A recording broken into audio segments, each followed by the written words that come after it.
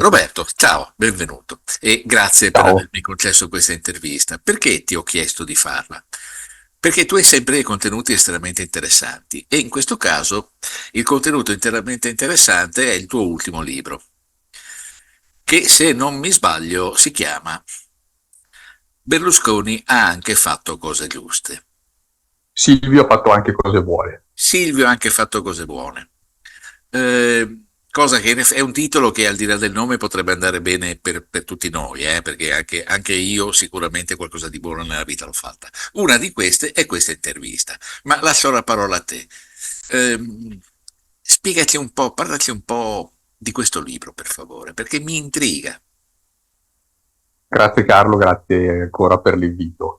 Questo libro intende avviare sulla caleidoscopica figura di Silvio Berlusconi un dibattito in prospettiva storica, dunque al di là della cronaca. Ho avuto l'onore e il piacere di collaborare al lavoro di ricerca e di stesura di questo libro insieme a Ferruccio Pilotti, che è l'autore, una prestigiosa firma del Corriere della Sera, che peraltro in passato aveva dedicato a Berlusconi anni di inchieste delicate. La bussola metodologica che abbiamo seguito in questo libro risponde al criterio della valutatività, un concetto ben enucleato ed espresso agli inizi del Novecento dallo storico sociologo tedesco Max Weber, che indica allo storico, e a maggior ragione all'inchiestista che si cala nella veste di storico, di mettere da parte le proprie simpatie, le proprie antipatie, le proprie idiosincrasie nell'espletamento del proprio lavoro, per tracciare una linea netta e chiara, valutazioni morali, etiche, religiose, economiche e politiche da un lato e le proposizioni scientifiche dall'altro. Queste ultime devono essere poste in primo piano nel lavoro. E questo vale a maggior ragione per una figura come quella di Silvio Berlusconi, dato che in questi decenni il dibattito fra berlusconiani e anti-berlusconiani ha costituito un comodo alibi per non affrontare da posizioni realmente severe ma al contempo terte l'immane impronta che Silvio Berlusconi ha impresso alla società italiana, perché quando parliamo del Cavaliere parliamo di un autentico demiurgo, cioè colui che ha in circa un cinquantennio impresso una svolta all'antropologia e ai costumi degli italiani, come neanche Benito Mussolini è riuscito a fare. Il Duce sognava di farlo e non ci è riuscito. Berlusconi invece sì, e quindi abbiamo scelto volutamente di usare questa chiave interpretativa che si discosta da toni eccessivamente apologetici, come quelli usati in parte da Paolo Del Debbio nel suo In nome della libertà, sia da quelli eccessivamente liquidatori usati dal pur ottimo Marco Travaglio nel suo Il Santo, uscito l'anno scorso, a pochi mesi dalla morte. Ricordo che 2 giorni fa è ricorso al primo anniversario della morte del Cavaliere. Che picca, è già passato un anno, caspita. Senti, una riflessione. Ma secondo te, che hai evidentemente studiato con grande attenzione questa figura che certamente ha lasciato e lascerà un'impronta notevole nel nostro paese e non solo, è spiegabile l'ascesa economica di Berlusconi al di là delle sue indubbie capacità imprenditoriali? Sì, certamente. Per riassumere brevemente le capacità imprenditoriali, esse sono due. Innanzitutto, Berlusconi era intriso di futuro, di cui aveva il culto, e questo gli ha consentito di intercettare e di interpretare con grande realismo, seppur a modo suo, le nuove tendenze che il boom economico aveva generato nella società italiana. E poi, in secondo luogo, in lui sembra non esserci stata una distinzione chiara e netta fra la dimensione del sogno e quella della realtà. E questo forse è stata la formula segreta che ha consentito a Berlusconi di attuare in pratica i suoi desideri e i suoi progetti. Berlusconi quando progettava non sognava, semplicemente progettava e visualizzava subito la dimensione concreta dei progetti, dei desideri medesimi. Chiaramente un lavoro d'inchiesta deve allargare lo specchio di ricerca e per rispondere compiutamente alla tua domanda bisogna partire, siamo partiti da una famiglia siciliana ancora in parte misteriosa, quella degli Azzaretto, costituita dal padre Giuseppe, classe 1909, e dal figlio Dario, classe 1941, nativi di Misilmeri, un comune alle porte di Palermo, i quali Azzaretto nel 1973 diventano definitivamente ai vertici assumono definitivamente il controllo della banca Rasini, una banca monosportello sita a Milano, e l'unico sportello era sito in piazza Mercanti a pochi passi dal Duomo. In essa vi lavorava il padre di Silvio, Luigi, come bancario. Lazzaretto appunto assume il controllo dopo che Giuseppe era entrato la prima volta nel 1956 come consigliere d'amministrazione. La Banca Rasini incomincia a finanziare i primi passi economici del giovane Silvio. Il padre Luigi lo aiuta. La Banca Rasini, molto chiacchierata in quanto è emerso che una parte dei correntisti era costituita da soggetti organici a Cosa Nostra. Ma la particolarità degli Lazzaretto, e questo è rimasto poco in luce, erano che uomini di Andreotti facevano parte dell'inner circle andreottiano, e non a caso Andreotti si recava a trascorrere molte delle sue vacanze estive nella villa degli Azzaretto in Costa Azzurra.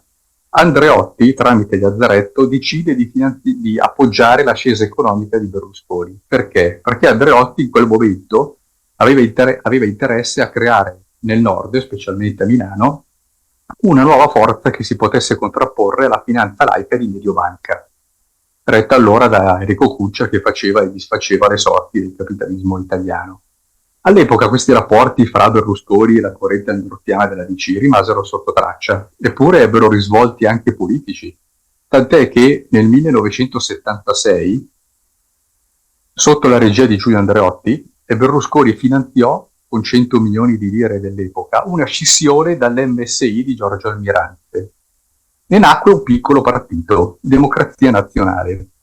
A svelarlo sarà nel 2004 lo stesso leader di Democrazia Nazionale, Raffaele Delfino, il quale smentirà la versione androttiana, il quale Andreotti aveva ricondotto la regia dell'operazione ad Amintore Fanfani e Benigno Zaccagnini, leader storici della DC. Invece ciò avvenne sotto la regia di Andreotti, il quale era interessato a utilizzare una parte dei voti dell'estrema destra per le proprie alleanze di governo. Berlusconi, finanziando questa operazione, anticipò, si può dire di 20 anni, la svolta politica che Gianfranco Fini attuerà a Fiuggi molti anni dopo.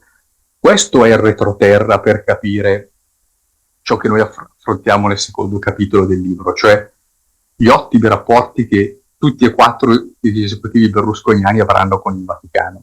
Questo è il retroterra, perché Andreotti era stato considerato, e ormai lo è da non pochi storici, il ministro degli esteri del Vaticano, oltre che primo ministro italiano. E non a caso sarà Gianni Letta, che all'epoca era un androttiano di ferro, a essere sia il premier ombra, quando Silvio era a Palazzo Chigi, sia il potentissimo mandarino ministeriale che fece da cinghia di trasmissione tra gli esecutivi berlusconiani e Oltretevere. Quindi nel libro emerge che l'ascesa economica imprenditoriale di Berlusconi, per essa fu importante non soltanto la figura di Craxi, ma anche quella di Giulio Andreotti. E chiaramente noi non dimentichiamo certo la figura di Vitilo Craxi. Sussistono almeno 4 comunanze non da poco fra Silvio Berlusconi e Bettino Craxi. Innanzitutto, sia Craxi che Berlusconi furono entrambi il simbolo della Milano da bere, cioè l'emblema di un'Italia che, uscita dilaniata dagli omicidi eccellenti di mafia e dal terrorismo, in particolare di sinistra, voleva risorgere, riprendere a divertirsi e vide prima i Craxi e poi Berlusconi l'alba di un nuovo inizio. In secondo luogo, sia Silvio che Bettino erano molto ben visti dal genere femminile e furono oggetto spesso di desiderio e corteggiamento, mentre però si sapeva che le conquiste di Craxi erano effettive ma esse non arrivavano ai giornali. Nel caso di Berlusconi arrivarono ai giornali anche perché era l'uomo delle TV per eccellenza e divennero anche motivi di scontri a livello politico.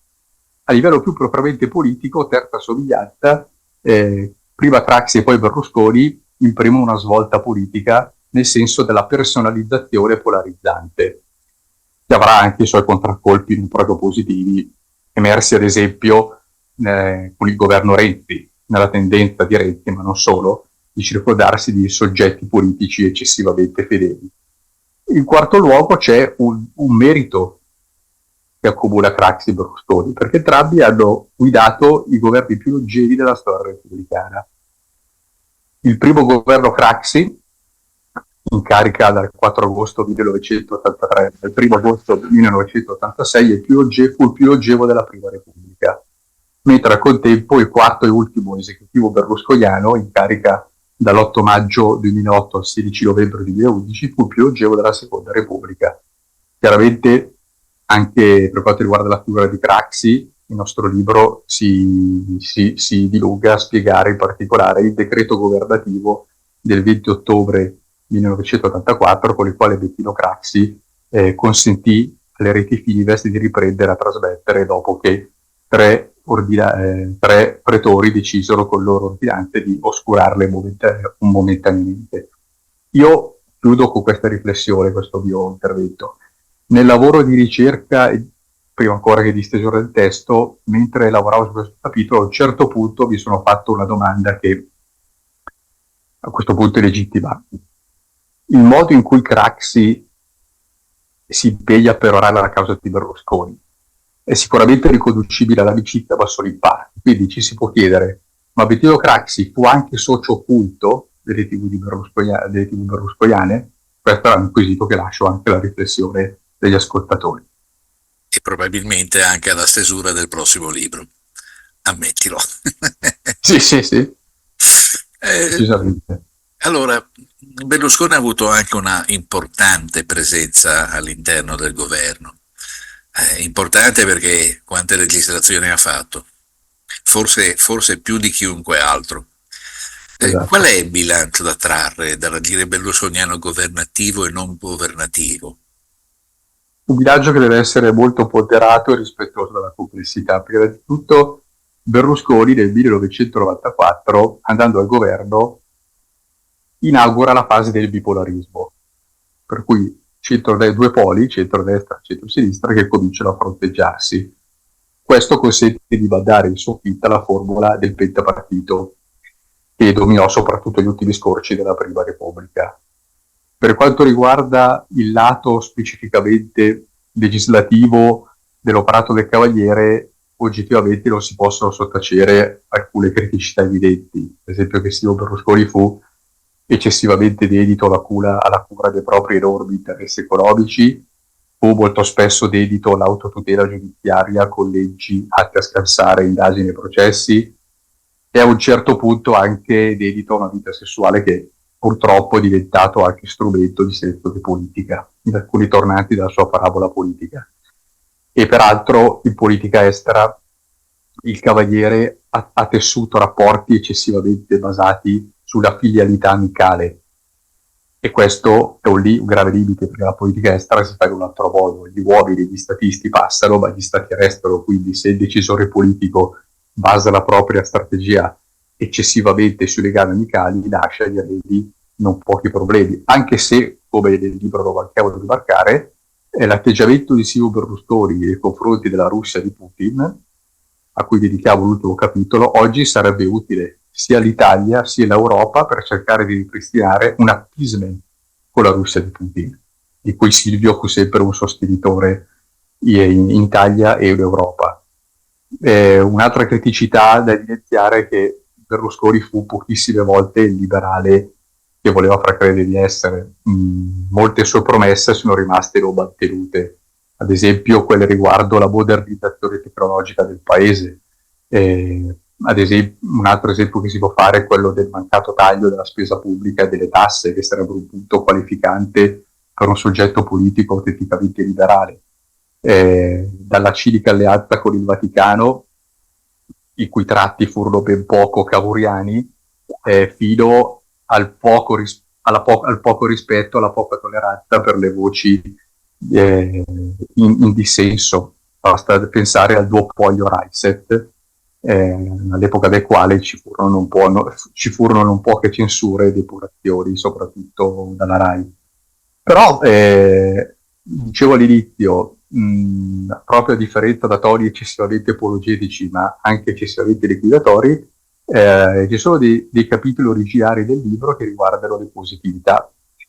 Sempre a livello di alleanze elettorali, ad esempio, se uno guarda la prima alleanza di centrodestra del 1994, si accorge che quello di Berlusconi fu un autentico capolavoro politico, perché fece da collante lui fra due forze antitetiche che allora si guardavano in cagnesco, come la Lega Nord e l'Alleanza Nazionale, riunendole in un unico cartello elettorale, candidando e presentando la Lega Nord soltanto in settentrione e l'Alleanza Nazionale soltanto in meridione. Questo consentì alla sua coalizione di raccogliere la totalità dei seggi uninominali al nord. Per quanto riguarda poi gli amanti dell'Unità d'Italia di ispirazione risorgimentale, Berlusconi, globando la Lega Nord nei suoi governi, a poco smortò le mattane secessioniste della Lega Nord, che all'epoca erano decisamente serie. Terzo, abbiamo visto i risultati delle ultime elezioni europee, e qui vengono smentiti molti opinionisti che pensavano che Forza Italia fosse un partito di plastica che alla sua morte sarebbe stato destinato a scomparire. Invece vediamo che è riuscito a incamerare più voti della Lega ed è un partito evidentemente con una struttura seria che da lui è derivata. Quindi il partito è sopravvissuto alla morte del suo leader storico. Per quanto poi riguarda la legislazione, insomma, c'è un capitolo importante riguardante la legislazione rosa. Berlusconi si pensa che il suo rapporto con le donne sia solo commisurabile dagli scandali sessuali, invece ha fatto alcune leggi a favore dell'universo rosa, una in particolare quella che viene approvata dal suo ultimo esecutivo nel 2011, che consentì alle donne di accedere maggiormente nei CDA delle aziende. Al momento dell'entrata in vigore della legge la percentuale si aggirava intorno al 6%. Dopo molti anni siamo arrivati quasi al 37%, un dato che sta tallonando la Norvegia, che nella massima performance europea si attesta attorno al 40%. E inoltre per il paese era stata sicuramente benefica l'alleanza che lui strinse con il leader politico Muammar Gheddafi a livello economico, geopolitico e di flussi migratori. La morte del leader del Raisi libico ha lasciato soltanto disastri, e sia l'Italia che la Libia li stanno pagando ancora molti anni di distanza. Lì Berlusconi fu trascinato improvvidamente in una guerra che non sentiva, da parte soprattutto di Giorgio Napolitano, capo dello Stato, e da Nicolas Sarkozy a livello europeo. Se fosse stato per Berlusconi, Gheddafi ci sarebbe ancora. E infine un ultimo capitolo importante riguarda il Berlusconi presidente del Milan, sicuramente il presidente più vincente della storia del calcio rossonero, una presidenza che è stata condita da alcune intuizioni che furono tipiche di Berlusconi, una in particolare la capacità di capire e scommettere sugli uomini, di intravederle le potenzialità future. Ecco perché sono partito da il Berlusconi che aveva culto del futuro, perché sapeva riconoscerlo anche negli altri. E lui ebbe due intuizioni straordinarie che consentirono di vincere tutti quei trofei.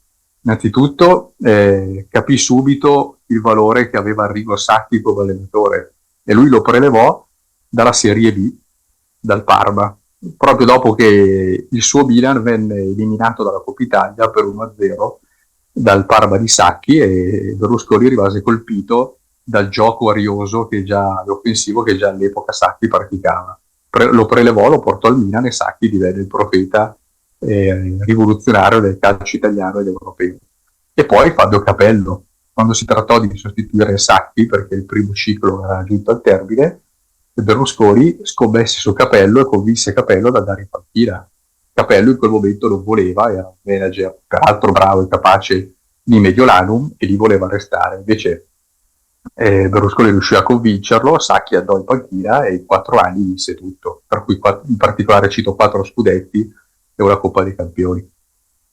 Quindi il personaggio Berlusconi va trattato con grande rispetto per la complessità. Quindi alla luce di questi fatti, del fatto che Silvio ha fatto anche cose buone, come va interpretato secondo te l'atteggiamento degli avversari di Berlusconi nei suoi confronti? L'atteggiamento degli avversari nei suoi confronti rappresenta un unico nella storia della politica europea. Sicuramente, vogliamo questo tassello iniziale, fu un rapporto subalterno, nel senso che Berlusconi, anche in virtù dell'essere proprietario dei mezzi di comunicazione, lanciava, metaforicamente parlando, la lepre e costringeva gli altri, cioè gli avversari, a inseguirla. Tranne Francesco Rutelli nel 2001, che si candidò come leader del centro-sinistra contro di lui, peraltro perdendo, l'unico leader del centro-sinistra che riuscì a battere Silvio Berlusconi fu Romano Prodi. E non fu un caso, perché Prodi, con la sua praticità democristiana, aveva capito che con Silvio si perdeva anche solo a sedere sul tavolo con lui, perché con la sua indubbia scaltrezza e inarrivabile furbizia ti sconfiggeva già prima di sedersi al tavolo. E infatti Prodi riuscì a batterlo 2 volte su 2, prima nel 1996 e poi nel 2006. La prima volta si dice perché la Lega Nord era assente dalla coalizione del centrodestra, questo è vero, ma in parte perché nel 2006 la Lega Nord invece era presente nella coalizione berlusconiana, eppure Prodi vinse lo stesso. Questo atteggiamento di Prodi non fu fatto proprio dagli altri leader del centro-sinistra, da Massimo D'Alema a Piero Fassino, da Walter Veltroni e Matteo Renzi, i quali in una caso persero tutti. E quindi questo rapporto degli oppositori di Berlusconi con Berlusconi medesimo o l'insegna di un consociativismo che mano a mano si è declinato con varie denominazioni: bicamerale, governo tecnico, larghe intese, e queste formule sparivano come per incalzo in campagna elettorale, quando il centrosinistra, per incamerare voti, additava Silvio Berlusconi come l'uomo nero su cui additare tutti i mali d'Italia e i problemi stessi interni al centrosinistra. Questo ha varie cause profonde. Innanzitutto ce n'è una, è più contingente, di cui noi parliamo nel libro, ed è ben esemplificata dalla bicamerale tra Massimo D'Alema e Silvio Berlusconi, che era rivolta intorno al biennio 1997-98 per riforme istituzionali. Lì vennero alla luce alcune tendenze che sono passate definitivamente alla Camera alcune settimane fa, come ad esempio la separazione delle carriere fra i PM e i giudici. Perché questo? Per mettere il bastone fra le ruote l'operato dei magistrati, in quanto, come disse Gerardo Colombo in un'intervista rilasciata il 22 febbraio 1998 al Corriere della Sera, la bicamerale, testualmente disse, è figlia di un compromesso opaco della società del ricatto, che prospera su ciò che non si è scoperto. Lui voleva dire su ciò che non si è scoperto durante le Mani Pulite, perché, come dirà spesso poi Gerardo Colombo negli anni successivi, le Mani Pulite scoprì tanto, ma non tutto, anzi scoprì circa il 40% di quello che si doveva scoprire. E su quello che non si è scoperto si è inscenato un gioco delle parti fra centrosinistra e stesso Berlusconi, che ha fatto sì che il centrosinistra non battagliasse come i suoi elettori speravano e desideravano. Infatti penso sempre alla morte di Raul Gardini, accaduta il 23 luglio 1993. Proprio quel giorno Raul Gardini, ex leader della Ferrutti, avrebbe dovuto testimoniare ad Antonio Di Pietro vari affari non poco limpidi, fra cui 1 miliardo di lire dell'epoca che lui stesso aveva portato a Botteghe Oscure, a sede del PC. Quindi il primo motivo di questo consociativismo è tale. Poi ce n'è un secondo che è di natura maggiormente culturale, che investe proprio il centro-sinistra, perché il centro-sinistra, all'inizio degli anni '80, non fa i conti con un passaggio storico, che è quello che investe il Fordismo. Dal Fordismo al post-Fordismo si arriva proprio in quel periodo, e ciò comporta la sconfitta definitiva delle aspirazioni rivoluzionarie della classe operaia e il venir meno della struttura fordista della fabbrica. Ed è proprio allora che cominciano i licenziamenti, le delocalizzazioni del lavoro e della produzione, la precarizzazione, la privatizzazione e lo smantellamento del welfare state e dei diritti sociali. Questa temperie si chiama neoliberismo, dal significato non univoco e con varie sfaccettature, ma ben esemplifica il periodo storico. Margaret Thatcher in Inghilterra e Ronald Reagan in America ne furono i simboli rappresentativi. La sinistra non riconfigura culturalmente se stessa, non elabora nuove strategie di lotta e comincia a diventare supina all'egemonia liberale, per cui si instaura un processo che porterà naturalmente il centro-sinistra a entrare, ad esempio, nel governo tecnico di Mario Monti dopo la caduta dell'ultimo governo Berlusconi e via via nei governi tecnici successivi che via via si avvicenderanno. E questo successe proprio mentre Silvio Berlusconi negli anni '80 lanciava il suo attacco al monopolio della RAI. Il berlusconismo fu la declinazione italiana del neoliberismo, il mito di una società con individui aventi pochi o nulli legami sociali, ognuno imprenditore di se stesso in competizione con gli altri. Berlusconi appunto i conti li fa e attaccando il monopolio della RAI consente, questo è un altro merito che bisogna scrivergli, ai rappresentanti delle piccole e delle medie aziende di accedere alla pubblicità televisiva che allora era in dote solo all'aristocrazia imprenditoriale.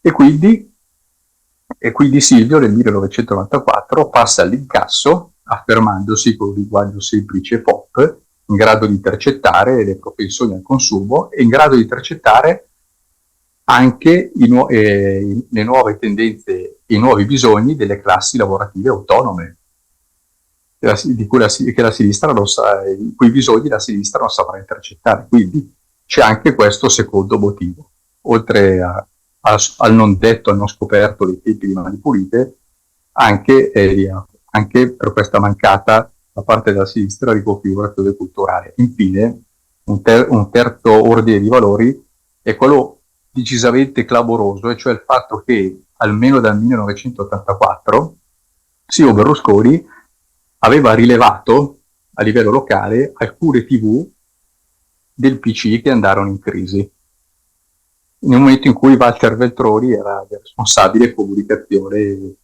del PC.